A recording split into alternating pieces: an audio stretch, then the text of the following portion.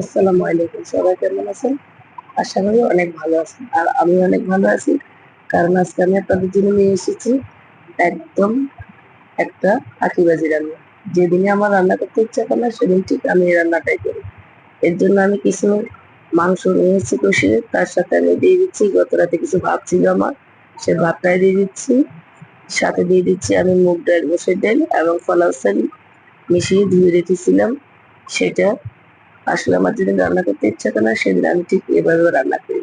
আজকে আমার বাসায় তেমন লোকও ছিল না, তাই যেদিন আমার বাসায় একদম কোনো লোক থাকে না, আমি একদম একা থাকি, সেদিন আমার কাজ করতে একদমই ভালো লাগে না। তখনই আমি এই ফাঁকিবাজি রান্নাটা করতে চলে আসি। যদিও এটা ফাঁকিবাজি রান্না, তারপরে এটার স্বাদ এত বেশি হয়, আমার আসলে ভালোই লাগে মাঝে মাঝে এটা করতে।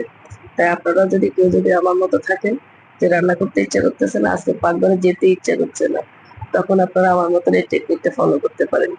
সামনে তো ভাত থাকলেই হলো, মাংস থাকলেই হলো। দিয়ে দিচ্ছি আমি একটু ঘি। এই ঘিটা যদি আপনাদের হাতের কাছে না থাকে, না দিলেও চলবে। আসলে এটা টেস্ট এমনিতেই অনেক ভালো হয়। মাঝে মাঝে যদি আমরা এই ধরনের একটা রান্না করে খেতে পারি, সেটার মজা আবার রান্নাঘরে বেশি সময় দিতে হয় না, সেটা একটা মজা। তৈরি হয়ে গেছে আমার ফাঁকিবাজি রান্নার একটা অংশ।